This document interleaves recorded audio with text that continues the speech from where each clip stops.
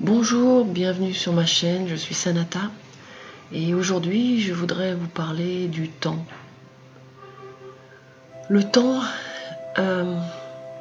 alors que nous croyons tous avoir le même qui nous est imposé, finalement on se rend compte que il défile de façon différente selon nos activités. Que l'on passe un bon moment, le temps s'accélère, on passe vite, alors que lorsqu'on passe un moment désagréable, le temps ralentit et semble interminable. Pourtant, ces derniers temps, depuis l'augmentation de la fréquence de Schumann, j'ai l'impression, c'est un sentiment personnel, je trouve que le temps s'accélère. Je trouve que le temps ressenti s'accélère. Les journées défilent, les pensées, le nombre de pensées et d'actions, d'avancées, de réflexions sur nous-mêmes s'accélère. Je me rends compte que le travail que je peux faire sur moi va beaucoup plus vite. Les échanges, les rencontres vont beaucoup plus vite. Alors, qu'est-ce que le temps et comment prendre, comment le rendre, comment en profiter pleinement de ce temps. Avoir conscience du temps, c'est avant tout, à mon sens, avoir conscience du moment présent, de ce qui se déroule à chaque instant. Et paradoxalement, au moment où on ressent le moment présent, le temps s'arrête.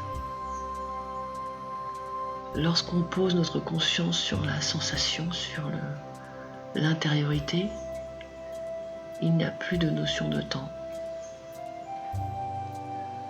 Il y a la sensation, l'émotion qui prend toute la place. L'univers est défini maintenant d'une autre, enfin pas d'une autre façon, mais est perçu par de plus en plus de personnes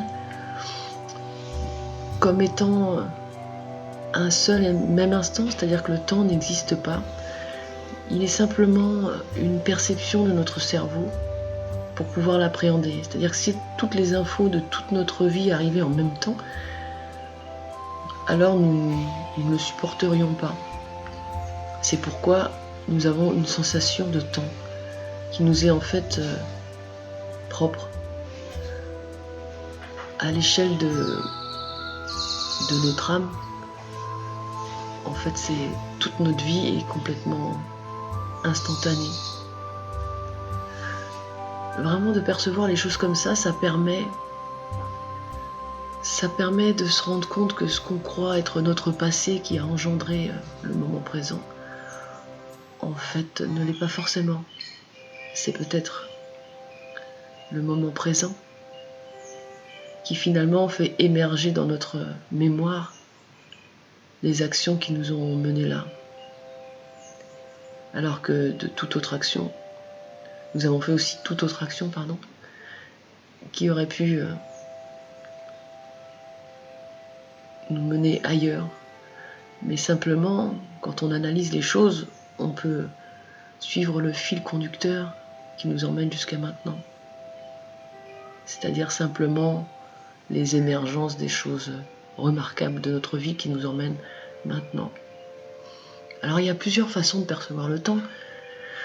Il y a ceux aussi, le plus connu, le plus classique, qui dit qu'effectivement le passé est à l'origine du présent et que le présent est à l'origine de l'avenir. Donc ça veut dire que ce que je fais maintenant va effectivement déterminer ce que je ferai plus tard.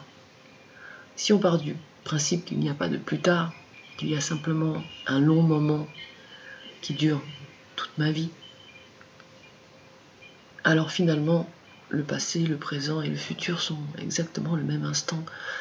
Donc les actions que je fais maintenant n'engendreront absolument pas le futur puisqu'ils sont complètement simultanés.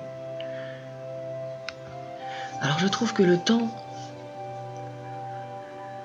la perception du temps s'accélère parce que justement, toutes ces notions dont je viens de parler, il y a quelques années, c'était incompréhensible pour moi. J'avais bien compris que l'espace et le temps, c'était la même chose, et que lorsque je me déplaçais dans l'espace, cela ralentissait le temps, et inversement, de façon infime, donc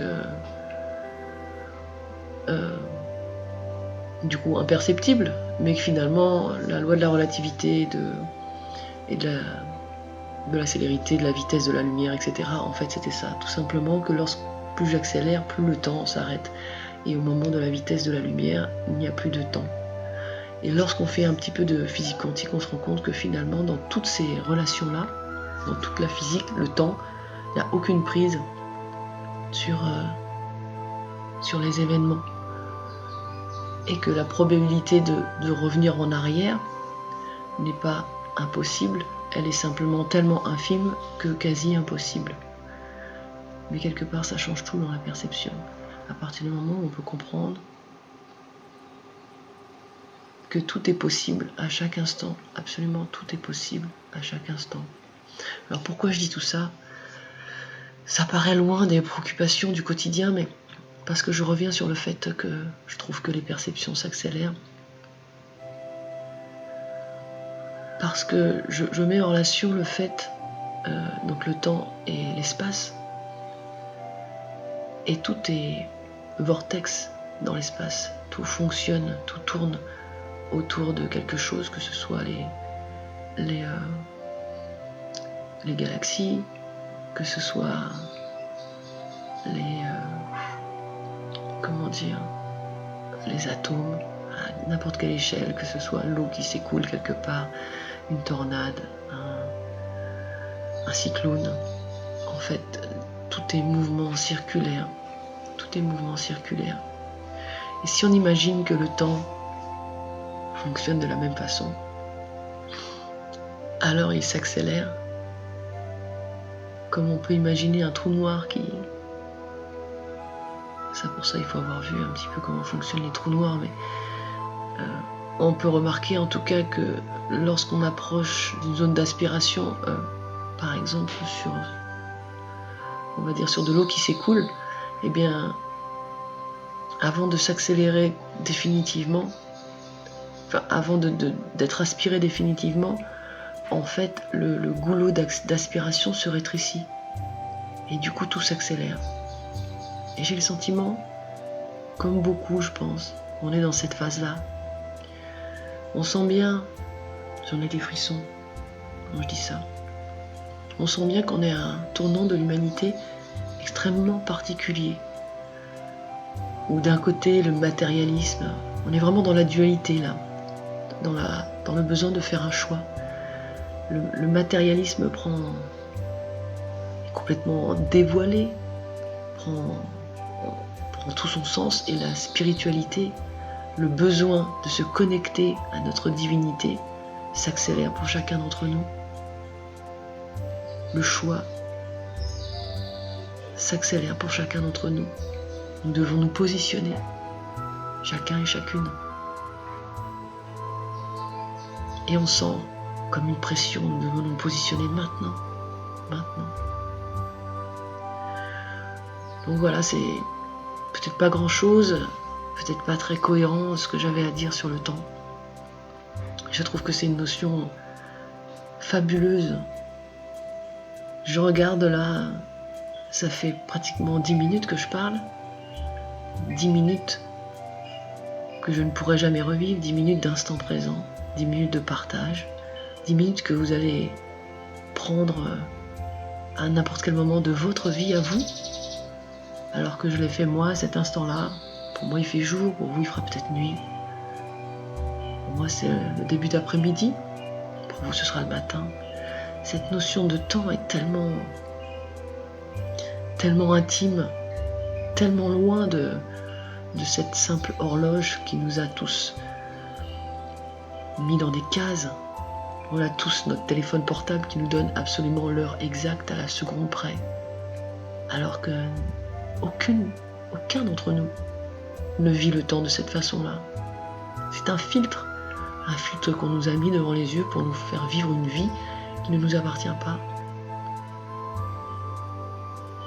Le temps, je crois qu'on peut en faire ce qu'on veut, parce que même s'il s'accélère, l'instant présent, la présence à l'instant présent, maintenant, comme je me sens, là j'en ai des frissons de dire ça, comme je me sens, comme je suis là, maintenant, c'est tellement... Le mot qui me vient à l'esprit, c'est jouissif. Je sens tout mon corps, toutes mes cellules présentes, ici, maintenant. Peu importe en fait l'intérêt de ce que je dis, peu importe si ça intéresse quiconque, je suis ici et un souffle de vie me parcourt. J'inspire, j'expire. Et quand ce petit souffle de vie, cette inspiration et cette expiration cessera, le temps, ma perception du temps, cessera avec. Car je n'ai aucun doute sur le fait qu'il y a quelque chose après la mort, après l'âme hors du corps. Et maintenant, j'espère qu'on n'entend pas mes vibrations de portable. Je me suis dit qu'en mettant juste sur silence, ça allait pas être gênant, on va découvrir. Pardon, on va découvrir. Alors je fais exprès en fait de ne pas prévoir de trame, justement pour profiter de ce que je capte, de ce que j'ai envie de partager sur l'instant présent. J'avais prévu de faire un audio sur les excès, sur l'alimentation. Finalement, j'ai fait un article dessus, je ferai l'audio plus tard. Mais ce qui m'est venu ce matin, qui était d'ailleurs beaucoup plus riche que ce que je suis en train de dire aujourd'hui, c'était le temps. Je me suis réveillée avec cette notion de temps. C'est tellement... Je crois qu'il y a 3600 secondes en une heure, quelque chose comme ça. C'est une telle richesse, un tel potentiel de possibilités, d'action, d'échange, de partage, d'amour à donner, à recevoir. Et ce temps-là nous est presque volé, je dirais. Ça nous est volé par notre téléphone, par nos écrans, par cette publicité qui nous vole notre vie, qui nous vole nos intentions, qui nous vole notre temps, les films, le temps qu'on peut passer devant un écran, devant une télé, à perdre notre vie, à perdre cet instant présent à travers une histoire qui ne nous appartient pas. Je trouve ça fascinant, véritablement fascinant. Je sais que les grandes industries ont forcément compris ça. C'est pour ça qu'on ne peut pas poser notre regard quelque part sans qu'il y ait une publicité. Car en fait, c'est vraiment un cercle tournant. C'est-à-dire que la publicité, on pense que c'est fait pour nous, alors qu'en fait, c'est l'inverse. Nous sommes le produit. Nous sommes le produit à acheter. Notre temps d'écoute, notre temps d'attention, notre cerveau, c'est l'enjeu. C'est ce qu'il faut acheter. En achetant notre cerveau, on consomme, etc. Nous sommes des artisans et des esclaves. Je pense que c'est le mot exact, des esclaves de ce système, de ceux qui sont aux commandes de ce système. Le temps, se réapproprier notre temps, se réapproprier le pouvoir de l'instant présent. Et Cartolé parle tellement bien de ça. Je suis presque un peu gênée parce qu'il y en a qui ont tellement mieux parlé du temps. Je voulais faire cet audio parce que justement, de tout ce que j'ai vu, lu, entendu sur le temps, Souvent chacun a sa part, écarteler l'instant présent, la physique quantique, la physique tout court par rapport au temps, la publicité et le fait qu'on essaie de s'accaparer notre cerveau. Et lorsqu'on met tout ça en place, lorsqu'on regarde toutes ces notions avec un petit peu de recul, lorsqu'on regarde pourquoi et comment a pu s'instaurer un temps universel alors que chacun et chacune avons notre propre temps qui nous a été volé. Ça nous a été simplement volé. Volé avec notre consentement. Alors je ne sais pas si on peut dire ça parce que maintenant la plupart d'entre nous sommes absolument convaincus de l'utilité d'avoir un horaire commun pour faciliter les échanges. Moi je ne crois pas. Je crois que c'est une prison. Je crois que c'est une prison. Les horaires sont une prison. Ça nous met dans un cycle éternel au lieu de comprendre l'instant présent. Lorsque nous sommes dans cette prison du temps, nous ne comprenons plus l'instant présent parce que tout est un éternel recommencement. Chaque jour, chaque horaire, alors on fait des rituels et ça recommence sans fin. Du coup, on en perd l'instant présent, puisqu'on a l'impression qu'on fait la même chose qu'hier. On s'oblige, par ce cycle du temps, à faire la même chose qu'hier. Je trouve ça tellement fascinant, tellement extraordinaire de prendre un tout petit peu de recul et de saisir le temps, de regarder le temps, de le regarder comme quelque chose d'extérieur qu'on a mis à l'intérieur de moi et que je me suis approprié en pensant même finalement finir par le défendre pour justifier mes échanges avec les uns, les autres, mon travail, toute cette organisation qui s'est construite autour de cette notion de temps. Je vais arrêter là parce que justement, j'adore me regarder des vidéos, peu importe le temps qu'elles prennent. Je peux regarder des vidéos sur YouTube jusqu'à 4 heures et je me rends compte que souvent le format qui fonctionne bien c'est 5-6 minutes. Parce que personne n'a de temps. Personne n'a de temps à se consacrer. On a tellement d'obligations que lorsque quelque chose dépasse les 5 ou 6 minutes, c'est déjà beaucoup. Alors je critique personne, moi c'est pareil, suivant l'intérêt que je porte à la chose, quand je vois que ça va durer 15 minutes, 20 minutes, mais ouais, papa, j'ai pas le temps pour ça, c'est pas assez intéressant, puisque mon temps m'est compté. Pourtant, est-ce que c'est possible de développer quelque chose en 3 minutes? Est-ce que c'est possible d'entendre, de se mettre dans une intention, dans une compréhension, dans un échange, lorsque ça dure moins de 3 minutes? Est-ce que c'est possible que la chose nous imprègne et qu'on puisse se l'approprier et en faire quelque chose? Je ne sais pas. Je ne vais pas critiquer, parler de ça. Je ne sais pas. Je sais que pour moi, j'aime prendre le temps d'être. Et ce temps, je l'ai pris sur mes écrans, sur mes échanges, sur Facebook, sur toutes les choses qui m'avaient été proposées pour occuper mon temps, que je trouvais très pratique.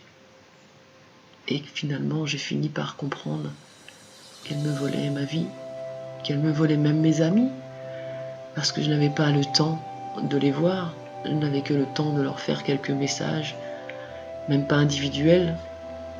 Comme ça, je m'adressais à tout le monde en même temps. Et du coup, je m'adressais à personne et personne s'adressait à moi. J'avais plus d'échange. Ça peut paraître difficile, dur et une critique, mais ça ne l'est pas. C'est le choix de chacun.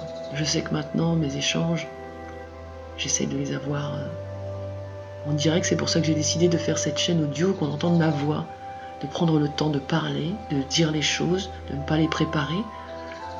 J'espère que c'est intéressant, j'espère que ça vous parle. Si c'est pas le cas, j'en suis bien désolé. Le grand avantage, c'est qu'il suffit de couper, de passer à autre chose. C'est vraiment un grand pouvoir que nous avons là. Nous avons un pouvoir que nous n'utilisons pas. Nous avons le pouvoir d'aller sur Facebook, ou de ne pas y aller, d'allumer notre téléphone, ou de ne pas l'allumer. Et pourtant, nous sommes complètement dominés par ces choses. Et ces choses prennent tout notre temps. C'est incroyable de voir quel est le pouvoir que chacun détient. Le pouvoir plus grand qu'un roi. À l'époque des rois, on peut communiquer. Là, ce que je vais communiquer, je ne sais pas combien de personnes va écouter ça. C'est un immense pouvoir. Partout sur la planète, on pourra accéder à cet audio à n'importe quel moment. Je peux faire des visios, je peux voir les gens instantanément, je peux me déplacer en voiture, en avion, en bateau. Quel pouvoir extraordinaire nous avons en tant qu'êtres humains.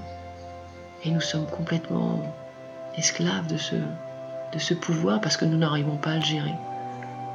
Nous n'arrivons pas à éteindre le téléphone, nous n'arrivons pas à éteindre l'écran, à nous empêcher de regarder telle ou telle émission. Et tout ça nous vole notre temps, nous vole notre vie. Je trouve ça vraiment, vraiment fascinant. Je vais couper là pour pas que ce soit trop long. Et je vous remercie infiniment de m'avoir écouté. À bientôt.